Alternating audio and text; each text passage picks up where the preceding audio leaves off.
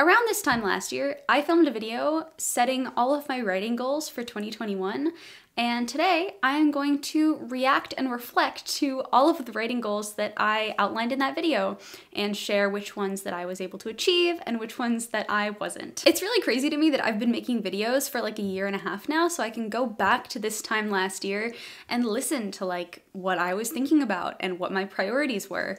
And I am not going to be setting new goals for 2022 in this video, but I might give you a couple of hints as to what they will be. Anyway, I'm going to be sharing with you my biggest wins and biggest failures, so if you're interested in learning about what they are, watch this video until the end. If you're new to my channel, hi, my name is Claire Fraze, and I'm an award-winning young adult author who makes videos on my channel sharing the actionable writing tips that helped me grow as a writer. Before we get into the video, don't forget to hit that like button and subscribe to my channel. I post new videos every week. So without further ado, let's get started. So I was pretty ambitious setting goals for 2021, and I'm really proud of all that I accomplished.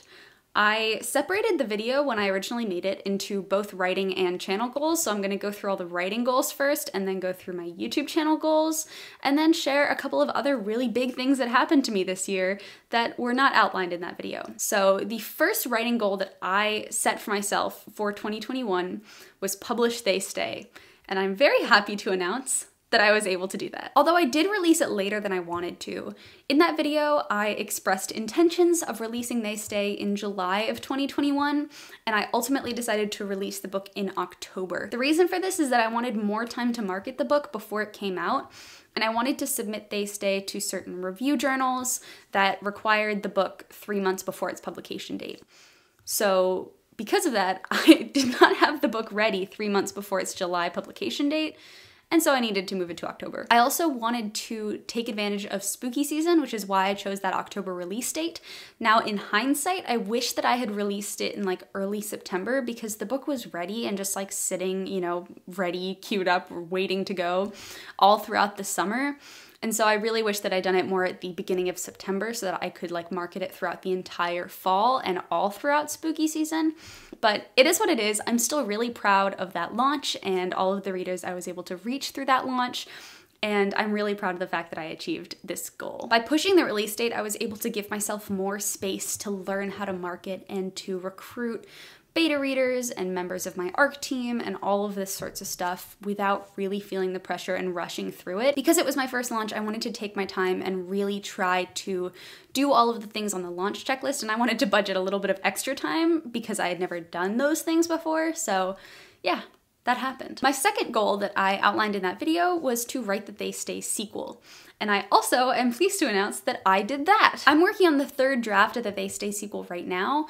I did not start working on it last January like I said that I would in the video.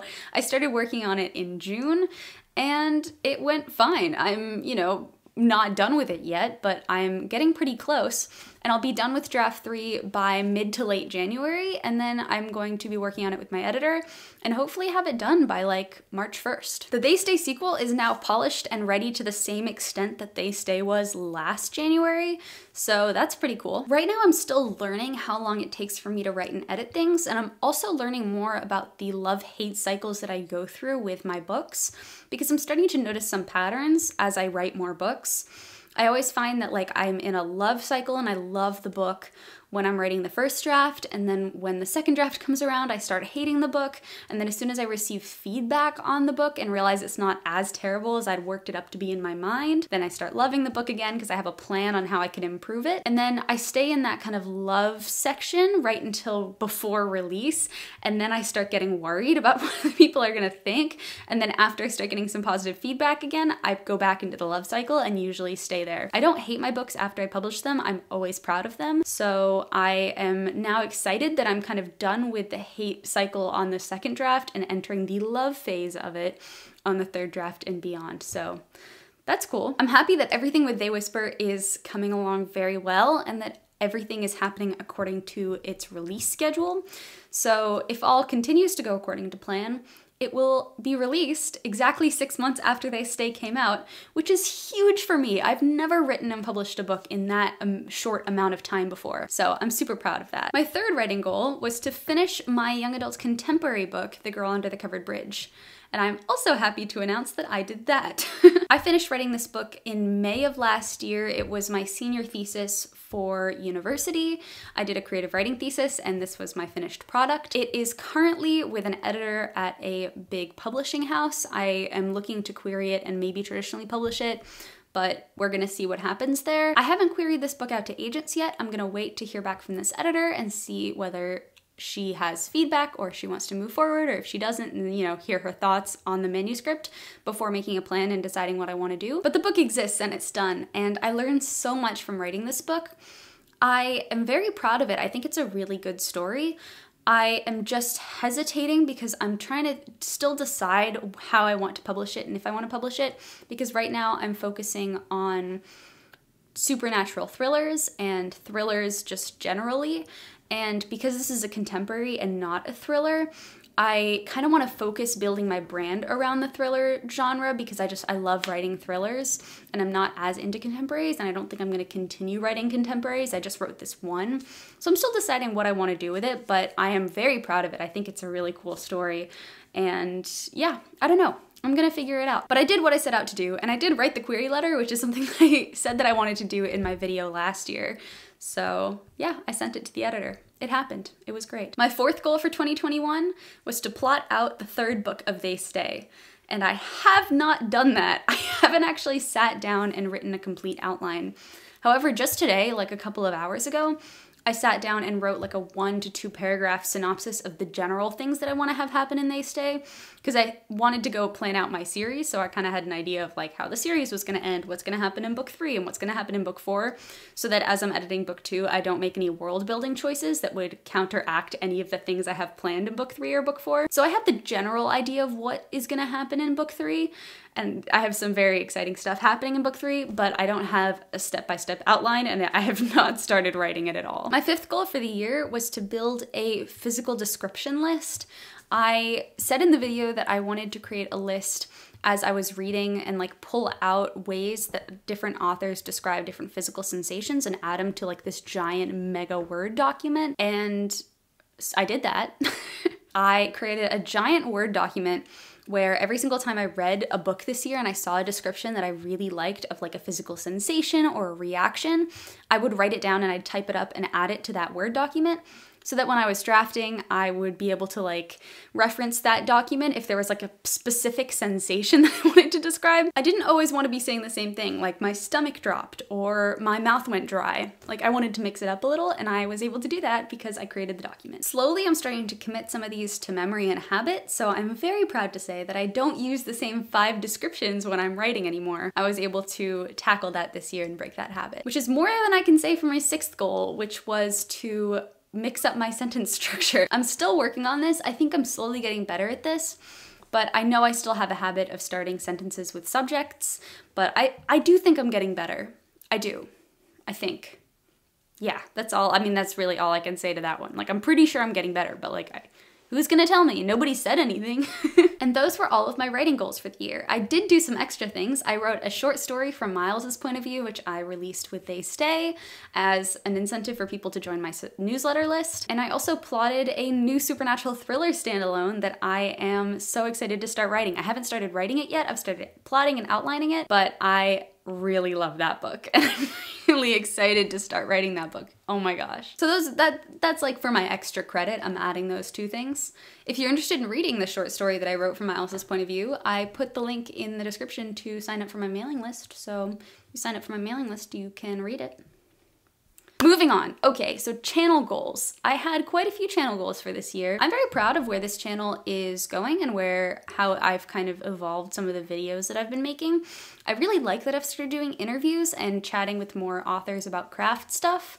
I am also really loving doing the live streams that I recently started doing. I love hanging out with you all and writing in real time with everybody, so that's been really fun. But the first channel goal that I made for this year was to post a video every week and not miss weeks. I definitely missed weeks this year. year, but I think I've been fairly good about this. There were definitely weeks that I missed, especially like in the spring and kind of in the late summer. I always like tend to miss some weeks when I'm really struggling with writing or have a deadline coming up.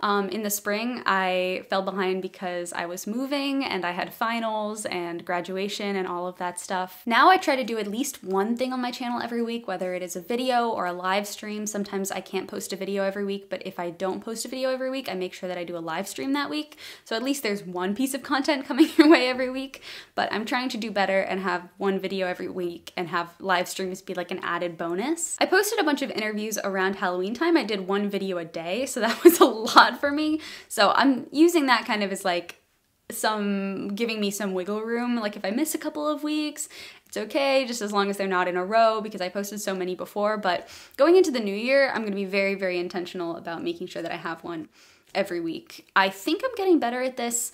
I have changed my schedule around so that I don't ever film one video at a time. I always film like 2 videos, maybe 3 videos at a time, and I sit down and like spend all of Saturday afternoon doing that. So I hope that will help, but you know, life happens. Especially since I have TikTok and Instagram now that I am producing content for.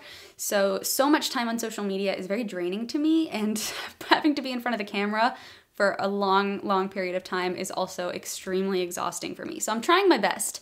I'm doing my best. I'm very like, I get socially exhausted very easily. I have a very small social battery, so we're hanging in there.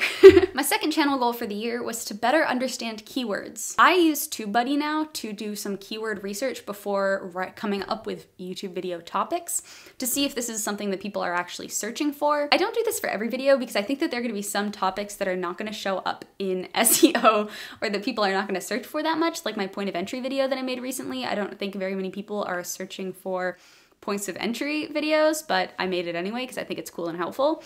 But yeah, I try to do some videos that target good keywords, so maybe I'll show up and search more so more people can discover the channel. But I don't only do videos like that, and I also do other videos, so I'm being conscious of keywords, but I'm not like tying myself and marrying myself to keywords, if you know what I mean. My third goal was to create a cohesive channel look for my thumbnails. So I'm editing this video right now, and recently, like 2 days ago, I was struck by some inspiration to redo my thumbnails or like give them a bit of a makeover and try something new with them. So I like originally went on this big tangent about how my thumbnails hadn't changed, but then I didn't want to put that in because like this video is gonna have a new thumbnail. So let me know in the comments, what do you think about this new thumbnail look? I would love to hear your advice. Do you think that anything should change? Do you like it the way that it is? I have a very pitiful sense of design, so any feedback is appreciated. Okay, back to the video. My fourth goal was to make friends with at least 10 other AuthorTubers. I don't know if it's 10, but I definitely made a lot of friends on AuthorTube this year. I love all of the amazing author friends that I have made on YouTube this year. I've loved live streaming with them. I've loved doing interviews with them. I just really enjoy chatting about writing with them, so I'm very glad to have met them through AuthorTube. This is such a supportive community, and I'm very happy to be a part of it. My fifth goal was to do some more personal content on YouTube. I think that I did do some of this. Like I made a video a couple months ago about the struggles that I faced as a writer. That was super personal. I don't think that I have done a ton of videos talking about writing updates and how different projects are going. I think I could probably do some more of those. But I do like to focus my videos a little bit more on practical craft stuff because I think that that's really the content that people like to consume more than like more of my vlog style writing updates. I like the balance that I've struck between craft videos and personal content, but I'm always open to feedback. If you are looking for more personal videos, let me know in the comments. I'm happy to make more if you're interested in following along more closely with how my drafting and book writing is going. And my sixth writing goal was to learn how to do more fun stuff on YouTube, and I do live streams now, so that's fun. Yay. Oh, and I forgot to talk about this at the beginning of the video, but I also, in my original video, made some habit forming goals. So the first one of my habit forming goals was to wake up early. I can proudly say that I get up even earlier than I did last year. I go to bed really early now, so it is easier for me to get up in the morning. It's still a little hard because I don't like waking up before it is light outside because it makes me feel like I'm waking up in the middle of the night and I'm just like groggy until the sun rises. So it's not my favorite thing in the world, but I do go to bed really early and my brain has stopped being able to function after like 10 p.m. more like 9 p.m., but really stop functioning after 10 p.m. So yeah, I'm getting better, but I am getting up way earlier than I was at this time last year. The second habit that I outlined was to film YouTube videos on Thursdays. I film my YouTube videos on Saturdays mostly now. I don't usually do them during the work week because I focus on writing during that time. One thing that I struggle with is keeping a consistent posting schedule, which is something that I'm going to be really strict about in this new year. That's going to be my big channel goal for the new year. And I think that that's going to entail me being really strict about filming multiple videos on Saturdays so that I always have a video queued up and ready to post. It's always a little bit of a struggle. Filming can take a lot of energy out of me because I have to be kind of, you know, look awake in front of the camera when I'm filming. And often on the weekends, I'm pretty exhausted from the work week, so I put off filming and I'm lazy, but I'm gonna get better about that. I'm gonna be really intentional about that. And yeah, growth mindset. Check back in for the video I'm gonna be filming about setting my habits for 2022. I will probably mention this under channel goals. And then the third habit that I talked about was that I wanted to read more, at least 30 minutes every other day. Surprise, surprise, this did not happen. I don't do this. I still want to. I go through phases where I either read a lot or I just don't read at all. I love reading YA thrillers. I read a ton of YA thrillers. I mean, you know, for me, I don't like read a ton, but like by my standards, I read a ton of YA thrillers. And for about the first half of the thriller, I can put the book down, I can not think about it, I can put off reading it, but then as soon as I hit the midpoint of the thriller, I cannot stop thinking about that book. So it takes me a little while to get into the book and then it consumes me. But I have a really long TBR and I absolutely love reading, so I need to be more intentional about doing that. I just always put off reading for writing, but I always find that I become better as a writer when I read more, so I need to make that more of a habit. So this will probably also go back on my goals for 2022. And that was everything that I talked about in the video that I wanted to accomplish. I did do some extra bonus life things that I'm proud of. Most importantly, probably, I graduated from college. It was a pandemic graduation. It was on Zoom. I was really bitter about it because I was homeschooled in high school and I've never had like a traditional graduation with all of my classmates before. It was just me graduating in high school, so I've never really had a big graduation and I don't know if I ever will, but it was still really meaningful. I'm still really proud. I also officially moved to Boston as a full-grown adult person and I moved in with my partner, which was super exciting. I also spent a lot of time in Montana and I learned how to barrel race. I also helped raise some baby horses. I started volunteering at some animal shelters this year and I decided that I wanted to seriously start working toward becoming a certified dog trainer, so that was really cool. All in all, this has been an incredibly full year with a lot of huge milestones. I'm really proud of all the life that I lived this year too and all of the big things that happened. And I don't know, I had a really good year. I'm so excited about all of the writing projects that I'm working on and the direction that my series is going in and all of the things that I have lined up to release in early 2022. I have an audiobook, I have a hardcover special edition, I have the sequel to my book, I have that audiobook, I have book 3, I have just so much stuff lined up and I'm so excited to share all of it with you. So to all of you who joined me and subscribed to this channel this year, thank you so much for doing that. I am so honored to have gotten over 2,000 subscribers and to have crossed both the 1,000 and the 2,000 mark this year has been incredible. I appreciate all of you. I'm so happy that my videos are resonating with you. Make sure to keep your eye out for the video that I make about all of my 2022 writing goals because that will be coming out probably the week right after this one. And yeah, I don't know, super grateful. You're awesome. What are some writing goals that you accomplished this year that you're really proud of? Let me know in the comments. I promise I will like type some emojis and say like, congratulations! If you enjoyed this video, please don't forget to like it and subscribe to my channel. As I mentioned before, my name is Claire Fraze and I'm an award-winning young adult author who makes videos sharing the actionable writing tips that helped me make my writing better. I hope you have a good week, everybody, and as always, happy writing.